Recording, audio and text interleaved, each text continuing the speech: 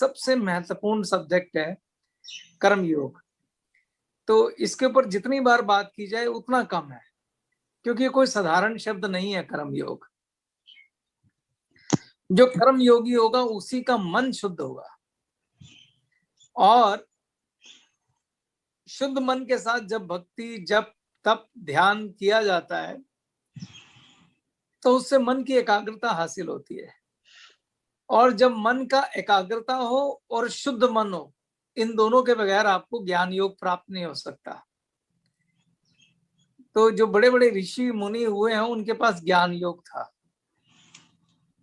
तो किसी भी तरीके से कर्म योग को तो इग्नोर किया नहीं जा सकता। यहाँ तक कि जो सन्यासी है वो भी कर्म योगी होता है।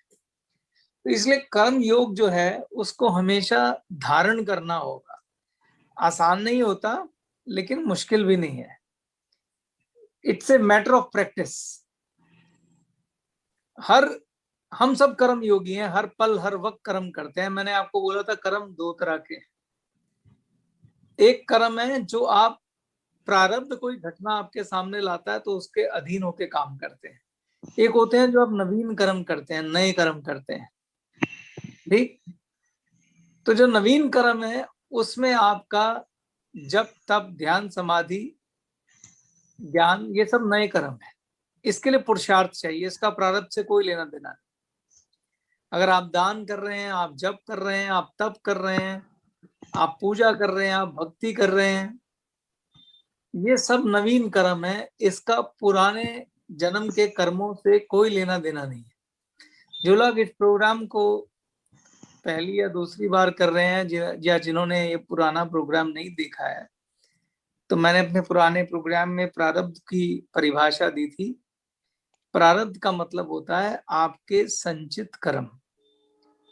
इस जन्म में या पूर्व जन्म में आपने जो भी कर्म किए होंगे उसका जो फल है वो प्रारब्ध के रूप में आपके सामने समक्ष प्रस्तुत होता है। तो आपके जीवन में होने वाली हर घटना आपके पूर्व जन्मों के कर्म का नतीजा है। यहां तक कि आपके पिता आपका कर्म फल है, आपकी माता आपका कर्म,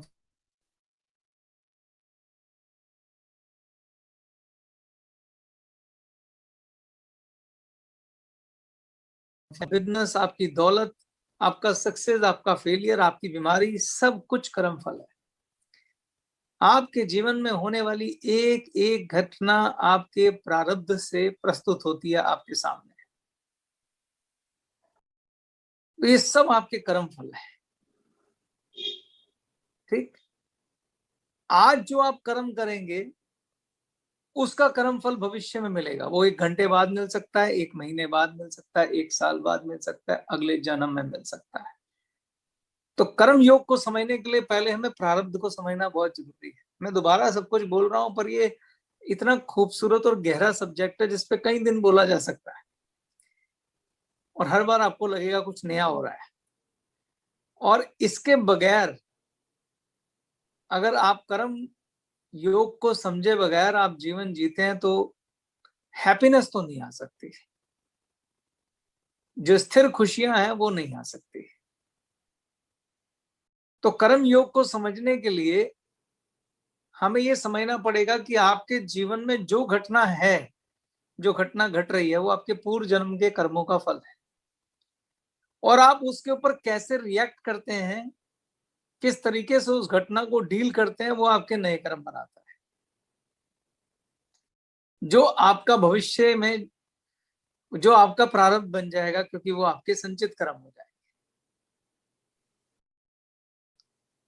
मैंने आपको बोला था 2 तरह के कर्म होते हैं। एक घटना तो वो है जो प्रारब्ध ने ला के आपके सामने खड़ी कर दी है, और आपसे मानो ईश्वर पूछ रहा है कि अब तू इसको कैसे डील करेगा, ये जो घटना आई है। जैसे अभी आलोक ने बोला कि हमारे राजू भाई चले गए, ये घटना है, ये भी प्रारब्ध के अधीन ही है। सबका समय निश्चित है, मगर ये देखना होगा कि हमें इसे डील कैसे करना है। अर्जुन के सामने महाभारत का युद्ध खड़ा हो गया, प्रारब्ध के अधीन था, प्रारब्ध ने खड़ा किया था। अब देखना ये था कि अर्जुन उसको कैसे डील करेगा, किस दृष्टि से अध्यात्म आपको दृष्टि देता है, किस तरीके से आप इस कर्म को अंजाम देंगे, वही कर्म योग है। किस तरीके से हमें किसी कर्म को अंजाम देना चाहिए, वो कर्म योग है। वो मैं अभी बताऊंगा कैसे देना चाहिए, पर अगर हम वैसे नहीं देंगे तो फिर उसके आगे भी कर्म फल है। अगर आप उस तरीके से नहीं देंगे तो आप नए कर्मों का जाल बुनना शुरू कर देंगे और उसके लिए बार बार आपके आगे वो कर्म फल सामने खड़ा हो जाए। तो मैं फिर से कह रहा था, दो तरह के कर्म है, एक वो जो प्रारब्ध ने घटना आपके आगे खड़ी कर दी है उसके लिए जो कर्म करना है, और दूसरा है नवीन कर्म। नवीन कर्म कौन कौन से हैं? जैसे कई लोग बोलते हैं यार कि मैं मंदिर नहीं जाता हूँ, शायद पता नहीं कौन से कर्मों का फल है, मैं मंदिर नहीं जाता हूँ। सॉरी, मंदिर जाना, पूजा करना, दान करना, दूसरों की मदद करना, इसका प्रारब्ध से कोई लेना देना नहीं है। ये नवीन कर्म है, इसका प्रारब्ध बनता भी नहीं है। ये सिर्फ और सिर्फ आपके मन को शुद्ध और एकाग्र बनाता है। तो इसीलिए जब आप दान करते हैं, जब आप पूजा करते हैं, जप करते हैं, तप करते हैं, ध्यान करते हैं, समाधि करते हैं, तो इस सब का लक्ष्य होता है चंचल मन को साधने का। क्योंकि सारे मन ही है जो आपको ईश्वर से जोड़ देगा, मन ही है जो आपको बिखेर के रख देगा। तो उसी के लिए सारे जतन हो रहे हैं। तो अब कर्म योग को एक बार समझते हैं कि कर्म योग क्या होता है। प्रारब्ध ने आपके सामने एक घटना खड़ी कर दी है लाके, आपको कर्म तो करना ही पड़ेगा, क्योंकि कुछ स्थिति बनी है, परिस्थिति बनी है, तो कुछ ना कुछ करना पड़ेगा। सवाल है कि कैसे करना होगा। तो पहले तो आप ये मान लीजिए कि जो भी परिस्थिति है उसमें आपको एक रोल मिला है। एक परिस्थिति है जिसमें आपको पिता की तरह एक्ट करना है, एक परिस्थिति होगी जहां आपको पुत्र की तरह एक्ट करना है, एक परिस्थिति होगी जहां आपको माता की तरह एक्ट करना है, कभी भाई की तरह, कभी बहन की तरह, कभी मित्र की तरह, कभी साथी की तरह। और अगर आपका कोई प्रोफेशन है, अगर आप अध्यापक हैं तो अध्यापक की तरह, अगर आप बॉर्डर पे सैनिक हैं तो सैनिक की तरह। तो जब आपने जन्म लिया है और आपके प्रारब्ध ने आपके बहुत सारे रोल तय कर दिए, आपके प्रारब्ध ने आपके बहुत सारे रोल तय कर दिए हैं। कहीं आप पिता हैं, कहीं पुत्र हैं, कहीं टीचर हैं, कहीं अध्यापक हैं, हर एक का अलग अलग रोल है। जो ग्लेज में डिस्ट्रीब्यूटर हैं, आपको व्यापार धर्म मिला है। तो जो भी रोल मिले हैं आपको, उन रोल को आइडियली किस तरीके से करना चाहिए, उसके लिए ईश्वर ने धर्म की स्थापना की है। धर्म की स्थापना का मतलब है लॉ, नियम। जैसे अग्नि का जो धर्म है वो जलाना है, इसकी स्थापना ईश्वर ने कर दी है। कभी अग्नि बुझाएगी नहीं, जलाएगी। कभी भी अग्नि शीतलता प्रदान नहीं करेगी, चाहे आप किसी भी धर्म के हो, किसी भी रिलीजन से हो। तो अग्नि का धर्म जलाना है, पानी का धर्म शीतलता देना है। जिस प्रकार से सभी तत्वों के धर्म ईश्वर ने तय किए हैं, ऐसे ही आप जिस रोल को लेकर पैदा हुए हैं, उन सब के भी धर्म ईश्वर ने तय किए हैं। जैसे आप अपने आप से प्रश्न पूछिए कि एक अध्यापक का धर्म क्या है, एक शिक्षक का धर्म क्या है, एक सच्चे गुरु का धर्म क्या है।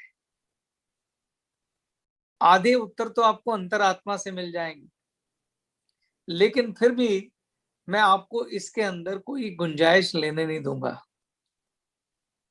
ये कौन बताएगा कि एक सच्चे शिक्षक का धर्म क्या है? ये आप नहीं बताएंगे। आपने अक्सर लोगों को कहते सुना होगा कि मैं तो वो करता हूं जो मुझे ठीक लगता है। ये सबसे बड़ा भ्रम है और सबसे बड़ा अहंकार है। आप तय नहीं करेंगे कि आपका धर्म क्या कहता है। उसमें आप खुद को बहुत सारे तरीकों से बेवकूफ बना लेंगे। और बेवकूफ कौन बनाएंगे? हमारे विकार बनाएंगे। विकार कौन से बनाते हैं? काम, क्रोध, मोह, लोभ, अभिलाषा, जेलसी, ईर्ष्या, लालच, ये सभी विकार मिलके बड़े भयंकर षड्यंत्र करेंगे और आपको आपके धर्म के विमुख कर देंगे। हमारे इतिहास में बहुत सारी कथाएं हैं जिसमें धर्म को समझाने का प्रयास किया गया है। जैसे हरिश्चंद्र तारामती की मैंने कथा सुनाई थी कि जहां पे हरिश्चंद्र जो थे, उनको एक कार्य मिला था कि उन्हें शमशान घाट में उनके मालिक ने ये ड्यूटी दी कि जो भी बंदा संस्कार करने आएगा तुमको उससे 1 टका कर लेना है, 1 टके की फीस लेनी है। जब उनकी अपनी पत्नी पुत्र को लेकर आई, उनके पुत्र को सांप ने डस लिया था और उसकी डेथ हो गई थी, और उनकी पत्नी दासी थी, उनके पास कुछ भी नहीं था। तो हरिश्चंद्र अपने बेटे की मृत्यु पर बहुत रोए, बहुत बिलखे, क्योंकि वो पिता धर्म निभा रहे थे। मतलब एक पिता को अपने पुत्र की मृत्यु पे अफसोस तो होना ही था, तकलीफ तो होनी थी। लेकिन जो ही तारा ने कहा कि आप अपने बेटे का संस्कार कर दीजिए, तो उसने कहा 1 टका लाओ। यानी उन्होंने अपना वो धर्म भी छोड़ा नहीं। लेकिन अक्सर हमारे साथ ऐसा होता है कि हमारे विकार हमें मिसगाइड करते हैं। हमारे विकार हमें धर्म के रास्ते से भटकाने का प्रयास करते हैं। जैसे कि एक विकार है मोह। मोह मतलब अपने बच्चों से मोह, अपने पुत्र से मोह, पत्नी से मोह, साथी से मोह। जैसे धृतराष्ट्र को दुर्योधन से मोह था। जब उन्हें दुर्योधन से मोह था, इसीलिए उन्होंने अधर्म का रास्ता चुना और पांडवों को उनका अधिकार देने से मना कर दिया। तो दुर्योधन जैसे पुत्र से मोह होने के कारण धृतराष्ट्र ने अधर्म का रास्ता पकड़ा, मगर हरिश्चंद्र ने ऐसा नहीं किया। पुत्र होते हुए भी उन्होंने अपना धर्म नहीं छोड़ा और बोला मुझे 1 टका कर चाहिए। तो बड़ी भारी परीक्षाएं होती हैं कर्म योग के अंदर। तो कर्म योग में सबसे पहला सवाल तो आपको ये पूछना चाहिए अपने आप से कि जो रोल मुझे ईश्वर ने दिया है उसमें मेरा धर्म है क्या? और धर्म आप खुद तय नहीं करेंगे, क्योंकि आप जो तय करेंगे वो विकारों से लिप्त होने का खतरा है। आपके विकार आपको धर्म से भटका सकते हैं, और हम सब में विकार है। मुझे आप लोगों में बहुत सारे लोगों का नहीं पता, पर मेरे में तो विकार ही विकार भरे पड़े हैं, और मेरी तो मैनिफेस्टेशन भी ईश्वर से यही होती है कि मेरे विकारों को दूर करना। काम भी है, क्रोध भी है, मोह भी है, लोभ भी है, अभिलाषाएं भी हैं, सब सारे सारे दोष मेरे अंदर हैं। मैं यहाँ बैठ के आपको ज्ञान दे रहा हूँ, पर उस पर चलने का प्रयास कर रहा हूँ। मेरे में दोषों की भरमार भरी पड़ी है। बस ईश्वर से प्रार्थना करता रहता हूँ कि मेरे दोषों को दूर करना, मेरे विकारों को दूर करना, क्योंकि विकार ही हमें धर्म के रास्ते पे चलने नहीं देते। तो इसलिए जो लोग ये कहते हैं कि मुझे जो ठीक लगता है मैं वो करता हूँ, एक्चुअली आपको ठीक नहीं लगता, आपके जो विकारों को ठीक लगता है वो करते हैं। विकार में अगर लालच है तो एक दुकानदार कम तोल के देगा। विकारों में लालच है तो दुकानदार मिलावट करके देगा और खुद को समझा लेगा कि मेरे को जो ठीक लगता मैं करता हूं, पर वो व्यापार धर्म नहीं है। हम अपने आप को, हम विकार बड़े चालाक होते हैं, आपको सौ लॉजिक देंगे कि क्यों आपने ठीक किया। और सबसे गंदा लॉजिक होता है जो दूसरों के साथ कंपैरिजन करके तैयार किया जाता है। अरे उसने भी तो गलत कर दिया था, तूने कर दिया तो क्या हुआ? सारी दुनिया कर रही है, सब लाइन तोड़ के चले गए, मैं भी तोड़ के चला गया तो क्या हुआ? तो विकार आपको लॉजिक देते हैं ऐसे ऐसे कि क्यों तुम्हें तुम्हारा काम धर्मपरायण है, पर एक्चुअली में है नहीं। तो इसलिए पहला प्रश्न ये पूछा जाना चाहिए कि जो रोल आपको ईश्वर ने दिया है, आपको पिता बनाया है, तो एक पिता का धर्म क्या होना चाहिए? आपको पुत्र बनाया है तो पुत्र का धर्म क्या होना चाहिए? आप में से बहुत सारे लोग ये सवाल पूछेंगे, सर इसके उत्तर मिलेंगे कहाँ? मिलेंगे आपके शास्त्रों में। लगभग सभी धर्मों में, लगभग सभी धर्मों में आपको उपदेश दिए गए हैं महापुरुषों से कि आपको क्या करना चाहिए। बुद्ध ने भी, महावीर ने भी, कुरान में भी, बाइबल में भी, हमारे शास्त्रों में भी सबको बताया कि सच्चा धर्म क्या है। यानी आपका, जब मैं धर्म कह रहा हूं तो मैं संप्रदाय की बात नहीं कर रहा हूं, जो ईश्वर ने हमें रोल दिया है वो क्या है। तो जैसे भाई का धर्म हमारे यहाँ तो कहानियों में भी बहुत अच्छे से समझाया गया है। भाई का धर्म समझना है तो लक्ष्मण से समझिए, भाई का धर्म समझना है तो भरत से समझिए, पुत्र का धर्म समझना है तो राम से समझिए।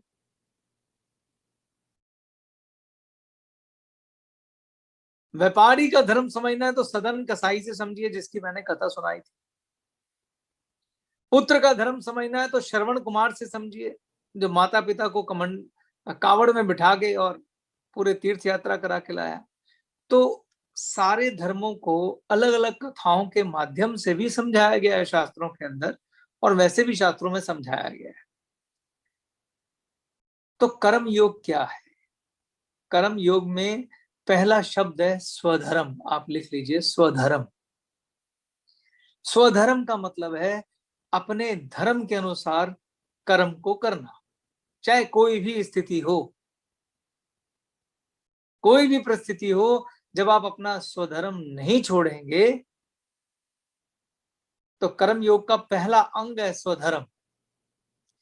हालांकि मैंने अपने एक उसके अंदर धर्म संकट भी समझाया था कि ऐसी स्थितियां पैदा हो जाती हैं जब अपना स्वधर्म निभाना हो तो आपको दो धर्मों का टकराव हो जाता है, दो धर्म का टकराव। जैसे विभीषण थे, उनका एक स्वधर्म था कि मैं अपने भाई का साथ दूं, और दूसरा स्वधर्म था कि साक्षात भगवान जो है वो पुण्य की तरफ खड़े और मेरा भाई पाप की तरफ खड़ा है, अब मैं ईश्वर का साथ दूं या अपने भाई का साथ दूं। सेम स्वधर्म, सेम धर्म संकट जो है वो कुंभकर्ण के सामने भी खड़ा हो गया था कि एक तरफ भाई था और दूसरी तरफ साक्षात भगवान खड़े थे। तो ये चुनाव करना कि कौन सा स्वधर्म ऊपर है और कौन सा नीचे है, इसी को धर्म संकट कहते हैं। तो ऑफकोर्स जहां साक्षात खुद भगवान खड़े हों, उससे बड़ा कोई स्वधर्म हो ही नहीं सकता। तो विभीषण ने इसीलिए वहां भाई धर्म को छोड़ा और भगवान को पकड़ा, क्योंकि भगवान कभी अधर्म की तरफ खड़े ही नहीं होते। तो उनका भाई अधर्मी था जो एक स्त्री का अपहरण करके ले आया था, इसलिए विभीषण ने अपने धर्म संकट में भगवान का साथ देना उचित समझा, जो कि ठीक था। और कुंभकर्ण ने भी रावण को समझाया जरूर कि तुमने पराई स्त्री का हरण करके गलत किया और उधर साक्षात नारायण खड़े हैं, तुम अभी भी अपने हथियार डाल दो। मगर रावण ने नहीं, जब नहीं डाला तो कुंभकर्ण को लगा कि भाई धर्म निभाना ही सबसे ऊंचा है, जो कि गलत बात थी, पर उसने रावण का साथ दिया।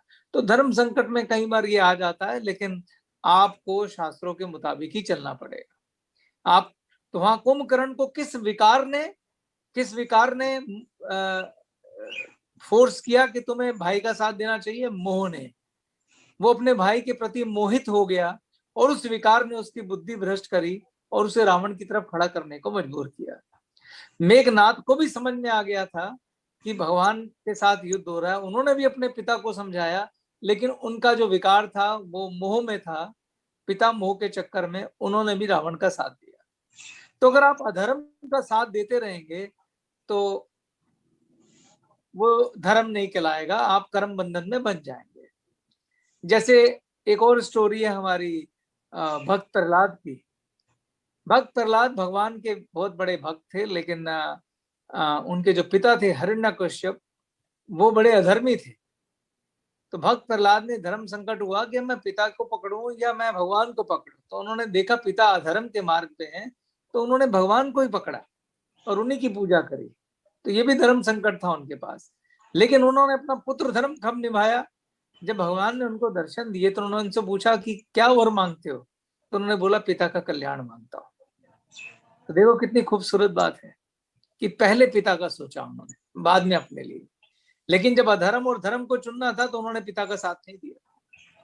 तो इसी तरीके से जब आप कर्म योग में जाते हैं तो पहले तो आप पूछिए भगवान से हाथ जोड़कर, हे ईश्वर, इस जन्म में कौन कौन से धर्म का पालन करने के लिए नीचे भेजा है? व्यापार धर्म, पुत्र धर्म, पिता धर्म, भाई धर्म, मित्र धर्म, कौन कौन से धर्म है देखिए तो सही। और इतिहास में ऐसी कथाएं उठाइए कि सर्वश्रेष्ठ पिता धर्म किसने निभाया, पुत्र धर्म किसने निभाया, शिष्य धर्म किसने निभाया, व्यापार धर्म किसने निभाया। बहुत कुछ समझ में आ जाएगा आपको।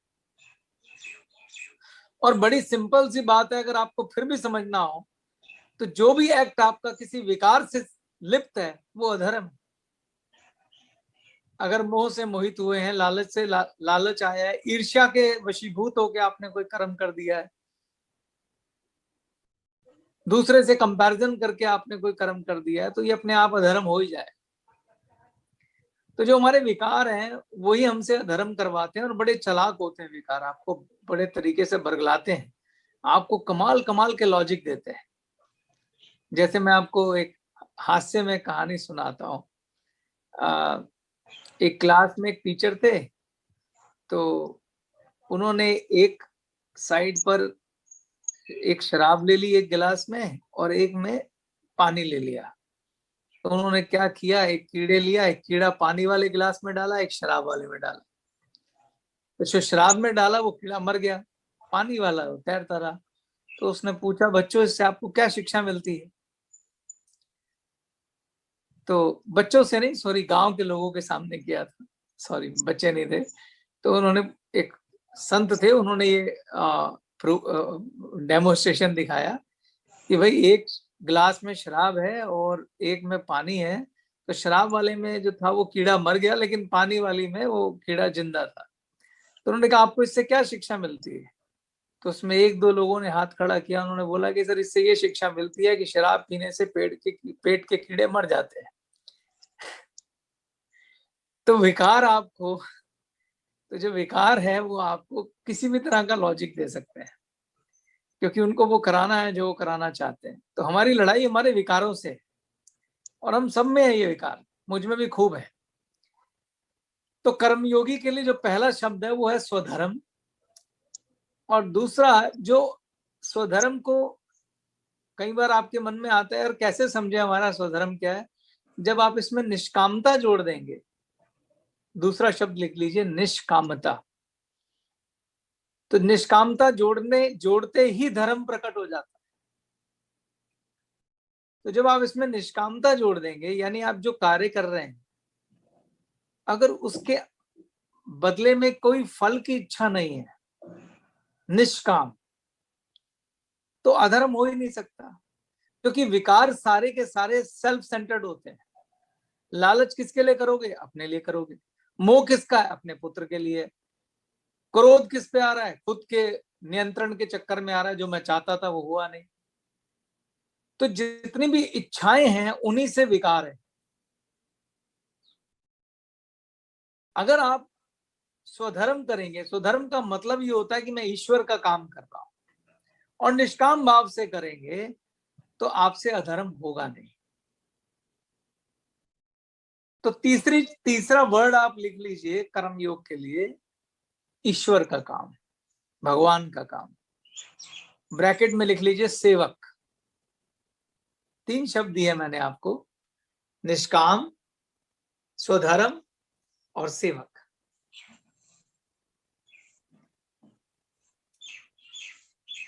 तो जब आप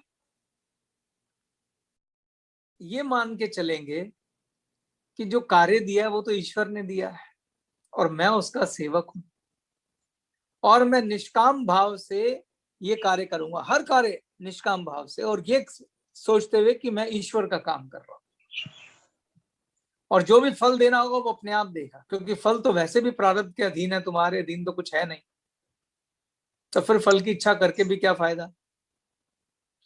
क्योंकि जब फल की इच्छा नहीं करोगे तो नया कर्म बनेगा ही नहीं, और नया कर्म जब बनेगा नहीं तो आप कर्म बंधन से मुक्त हो जाएंगे। तो जब आप निष्काम भाव से स्वधर्म में रहकर ये सोचकर काम करेंगे कि मैं ईश्वर का काम कर रहा हूं, मैं भगवान का काम कर रहा हूं, जैसे जनार्दन ने कितनी खूबसूरत बात बोली कि मैं चाहता हूं कि ग्लेस जो है, उन्होंने अपनी बात नहीं करी, ये निष्काम भाव था कि ग्लेस को नंबर 1 बनाना है, और उसमें उन्होंने सबका भला देखा। और बीइंग ए व्यापार धर्म, उनका ऐसा सोचना गलत नहीं है। जिस कंपनी से वो जुड़े हुए हैं, जिसको उन्होंने माँ बोला है, अगर वो उसे ऊपर देखना चाहते हैं तो ये उनका स्वधर्म ही है। लेकिन निष्कामता क्या है कि उन्होंने अपने लिए बात नहीं करी, उन्होंने सबके लिए करी। और इसमें बस एक लाइन की कमी रह गई थी, जो मैंने बोला, जनार्दन तुम्हें ये सोच के काम करना है कि मेरे को ईश्वर ने ये काम दिया है, और उसको हाथ जोड़ के बोलना कि आपने जो काम दिया है इसको मैं काम करूंगा, फल आप देख लेना प्रभु। जो फल देना है वो आप देख लेना, वैसे भी हमारे हाथ में क्या है, कुछ भी नहीं। सिर्फ एक ही हमारे हाथ में कि हमें ईमानदारी से शुद्ध धर्म करना है, शुद्ध कर्म करना है। और जब आप शुद्ध कर्म करेंगे तो वो तो दीन दयाला है, अपने आप सब कुछ अच्छा होगा। बहुत खूब चेतन सर, बहुत बढ़िया। यहाँ सर तो जब कर्म योग आप अपनाएंगे जीवन में, मेरे जीवन में भी 2-4% अपना पाया हूं। ईश्वर से दिन रात प्रार्थना करता हूं कि सद्बुद्धि दिए रखना, ये ज्ञान की जोत जलाए रखना, जागृत रखना, क्योंकि विकार बड़े खतरनाक होते हैं, कभी भी जागृत हो जाते हैं। स्पेशली क्रोध का तो पूछो मत, जरा सा किसी ने कुछ कहा और क्रोध बाहर। तो इसलिए आप परेशान मत होना कि जो मैं बोल रहा हूं आप कर नहीं पा रहे। ये शैने शैने धीरे धीरे धीरे धीरे जितना सत्संग करेंगे, धीरे धीरे आप जैसे जैसे संकल्प करेंगे। और सबसे खूबसूरत चीज जो रोमश्री जी ने आपको दे दी है वो है थीटा। जब मैनिफेस्ट कर ही रहे हो तो कर्म योग को कर लो। नहीं, जब दही जमा रहे हो तो शुद्ध दूध की जमाओ ना, विकारों वाली दूध का क्यों हमें दही जमाना है। जब ईश्वर ने तुम्हें चुना है और तुम्हें थीटा हीलिंग सिखाया है, तो मैनिफेस्टेशन कर्म योग की करो। अब कर्म योग का फल क्या होता है वो मैं आपको बताता हूं। कर्म योग का फल होता है शुद्ध मन, प्योर मन, सरल व्यक्ति जिसे बोलते हैं, शुद्धता से भरा हुआ। जब आप कर्म योग करेंगे तो उसका रिजल्ट ये होगा, आपको शुद्ध मन यानी कि प्योर माइंड प्राप्त होगा। शुद्ध मन जो अभी सरबजीत जी ने बोला था, सहज हो जाओ, सरल हो जाओ। बिना कर्म योग के सहज सरल हो नहीं पाओगे। और जो शुद्ध मन होगा, जैसे ही सहज और सरल होंगे आप, और उसके बाद जब आप राजयोग, जब भक्ति, उपासना ये सब करेंगे, शुद्ध मन से की हुई उपासना, शुद्ध मन से किया हुआ जप, शुद्ध मन से की हुई मेडिटेशन जो रोमश्री जी आपको करा रही है, शुद्ध मन से की हुई भक्ति, जब ये आप करेंगे तो उससे आपका जो मन का डिस्ट्रैक्शन है वो खत्म हो जाएगा, यानी मन की एकाग्रता बढ़ जाएगी। कई लोग कहते हैं ना कि सर हमें मेडिटेशन में पता नहीं कभी मन इधर उड़ जाता है, कभी इधर उड़ जाता है, हम तो फोकस ही नहीं कर पाते। जब कर्म योग करेंगे, कर्म योग से पैदा होगा शुद्ध मन, और शुद्ध मन के साथ अगर आप जब तब ध्यान समाधि करेंगे तो आपको मिलेगा एकाग्र मन, फोकस माइंड। और जब फोकस माइंड होगा, उसी से आपको ज्ञान की प्राप्ति होगी। तो pure mind plus focus mind will give you wisdom.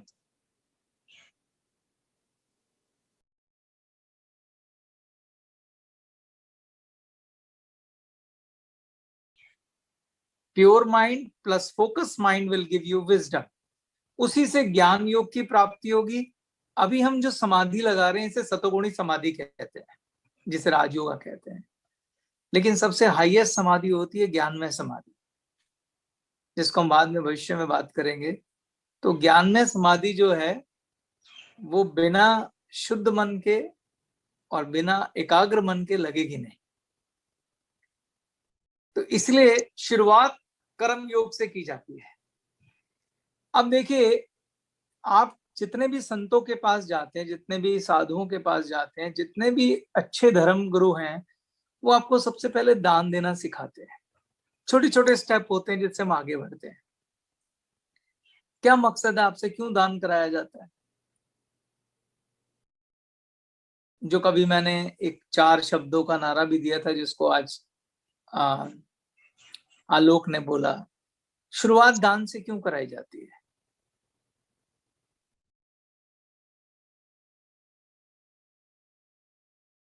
कोई बोलना चाहता है? सिख धर्म में सेवा भाव को इतनी तवज्जो क्यों दी जाती है?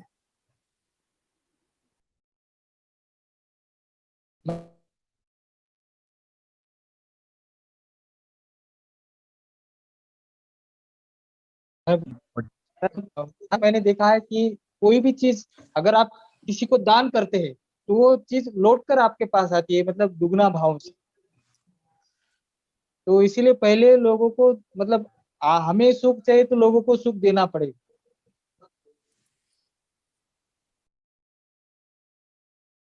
जी सर। बहुत सुंदर। सर्वजीत भाई, आप कुछ कहना चाह रहे हैं? तो सर पहले मैं चाहता हूँ आलोक बोल ले, फिर मैं बोलता हूँ। आलोक पहले आप बोलिए। हाँ, बोलो आलोक। सर, दान करने से जो हमारा जो अहम भाव जो है ना सर, वो पिघलता है सर। और वो दान जो है, चाहे वो ज्ञान की दान हो, चाहे वो धन धन की दान हो या श्रम दान हो, तो उससे जो हमारे अंदर के जो विकार हैं वो कम होते हैं सर। सुंदर सुंदर। सर्वजीत जी, आप कुछ कहना चाहते हो? सर मुझे लगता है इसका सीधा सीधा जो जुड़ाव है वो गुणों के साथ है। तो जब आप दान की बात करते हैं तो ये भी एक गुण है जो कि कहीं ना कहीं आपके अंदर करुणा का गुण लेकर आता है, कंपैशन लेकर आता है, आपके अहंकार को कम करता है। तो ये इसका सीधा सीधा जुड़ाव गुण से, ऐसा मुझे लगता है सर। बहुत सुंदर सर्वजीत जी, आप इनडायरेक्टली बात सही बोल रहे हैं, पर मैं टॉपिक को इधर उधर न ले जाके वापस कर्मयोग पे ले आता हूँ, क्योंकि बात आप सही कह रहे हो लेकिन उसको दूसरी तरह से समझाना पड़ेगा। दान कर्मयोग की शुरुआत है। जो भी व्यक्ति प्रैक्टिस शुरू करता है कर्मयोग की, उसको सिर्फ सबसे अच्छा तरीका होता है दान कराने से। याद करिए, कर्मयोग मैंने क्या बोला? स्वधर्म निष्काम। जो निष्कामता है वो कर्मयोग की क्या है? आत्मा है। और उस निष्कामता का मतलब होता है इसके अगेंस्ट मुझे कोई फल की इच्छा नहीं। आपको याद होगा, मैं दान के लिए अक्सर बोलता हूं। अब कई लोगों को दान का भी ठीक से डेफिनेशन नहीं पता। आपने कई जगहों पे लिखा होगा निष्काम सेवा, देखा है कभी लिखा हुआ? जी सर। वही निष्काम दान ही सर्वश्रेष्ठ दान है। निष्काम दान मतलब ये मैं दान तो कर रहा हूं मगर इसके बदले मुझे कुछ नहीं चाहिए। सेवा कर रहा हूं मगर मुझे इसके बदले कुछ नहीं चाहिए। वो दान दान नहीं होता। ये पंखा मैंने अपने बाबूजी श्री राम प्रकाश नाम के उस पे लगवा दिया है वो दान नहीं है, क्योंकि उसके बदले आपको वाहवाही चाहिए। किसी गरीब को 100 रुपए दिया, साथ में 4 बार सुना दिया, वो दान दान नहीं है। दान के बारे में बोला जाता है कि अगर आपने लेफ्ट हैंड से दान किया तो राइट हैंड को पता ना चले। क्यों? क्योंकि उसमें निष्कामता चाहिए। निष्कामता मतलब फल की इच्छा नहीं चाहिए। तो कर्म योग में सबसे महत्वपूर्ण बात यह है कि निष्कामता।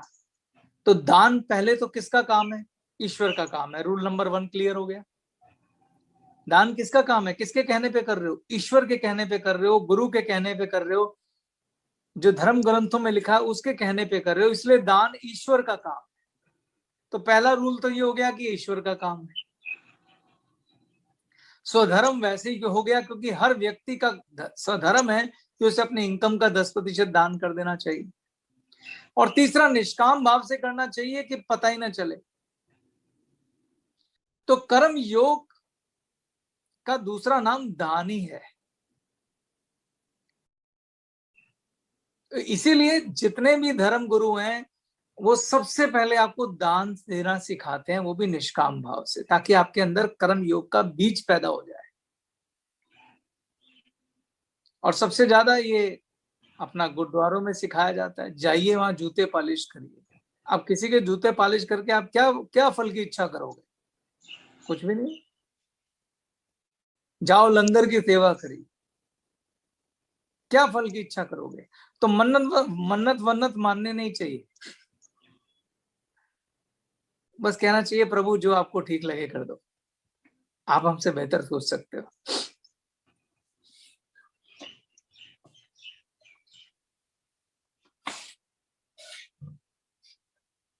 तो कर्म योग के तीनों सिद्धांतों का पालन हो जाता है जब आप शुद्ध मन से दान करते हैं और निष्काम भाव से करते हैं। किसी मतलब इतना भी ध्यान रखना चाहिए, मैं आपको एक छोटी सी बात बताता हूँ, शायद आपको बड़ी टचिंग लगे समझने के लिए। एक भाई था, वो रईस था, दिल का अच्छा था, और उसका छोटा भाई जो था वो थोड़ा गरीब था। तो बड़े भाई के पास पैसे बहुत सारे थे, तो उसने कहा कि चल यार छोटे भाई के बच्चों की पढ़ाई की जिम्मेदारी मैं उठा लेता हूँ। तो उसने छोटे भाई के बच्चों को बुलाया और उनसे पूछा तुम्हारी स्कूल की फीस कितनी है? उन्होंने कहा इतनी इतनी है। को ठीक है, आज से तुम्हारे स्कूल की सारी फीस और इस सब की जिम्मेदारी मेरी है। जितनी ट्यूशनें लगेंगी, जितनी किताबें लगेंगी, जितनी पढ़ाई लगेगी, सारी मेरी जिम्मेदारी। अब तुम्हें चिंता करने की जरूरत नहीं है, अपना जीवन बनाओ। तो ये काम उसने अच्छा किया कि इसे और अच्छा किया जा सकता था? इससे और अच्छा किया जा सकता था। वेरी गुड क्वेश्चन, मैं सुनना चाहता हूँ कैसे अच्छा किया जा सकता था? वो बड़ा भाई है और वो चाहता है मदद करना, तो मुझे ऐसा लगता है कि उसको छोटे भाई को बुलाना चाहिए, छोटे भाई से बैठ के बात करना चाहिए और सिर्फ छोटे भाई को ही बताना चाहिए कि मैं तेरे बच्चों की मदद करना चाहता हूँ, लेकिन मैं चाहता हूँ ये मदद तेरे माध्यम से हो, और ये बात बहुत किसी को पता ना चले, ताकि तेरे बच्चों के अंदर भी तेरी रिस्पेक्ट, तेरी इज्जत बनी रहे, सब कुछ रहे और उन्हें लगे तूने ही ये सब चीज किया है। अगर बहुत जो तरीका आपने बताया उस तरीके से अगर मैं करता हूँ तो वहां पर मेरा यश बढ़ेगा, लोगों के उन बच्चों को लगेगा मेरे ताऊ जी ने इतना बढ़िया किया, लेकिन कहीं ना कहीं उनके पापा अपने फादर को लेके ये थोड़ा ठीक नहीं रहेगा शायद। बहुत सुंदर क्वेश्चन, बहुत सुंदर। इससे ज्यादा आइडियल और अच्छा आंसर नहीं हो सकता। जो तुमने उत्तर दिया उसमें निष्कामता है, उसमें निष्कामता है। आप उसको उसके छोटे भाई बच्चों को सीधा नहीं बुलाना चाहिए था, अपने भाई से बात करनी चाहिए, और उसमें भी उसको गौरवपूर्ण तरीके से अगर वो दे पाता तो ज्यादा अच्छा होता। कि अगर मतलब जो तुमने कहा इससे आइडियल आंसर नहीं हो सकता, तो दान देते वक्त ये ध्यान रखना चाहिए कि उसमें निष्कामता आ जाए।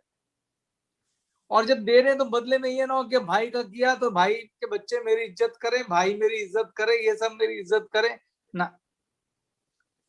दाएं हाथ से दिया बाएं हाथ को पता नहीं लगना चाहिए, इसकी सुंदरता का ख्याल रखना चाहिए। वही सच्चा दान है और वही कर्म योग है।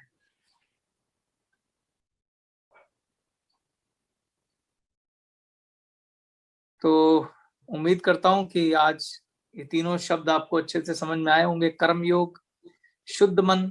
अब मैं एक सवाल पूछ भी लेता हूं, देखूं तो आप लोगों को, अगर पैनल वालों को समझ में आया तो लोगों को भी आ जाएगा। तो कर्म योग के 3 शब्द कौन बताएगा?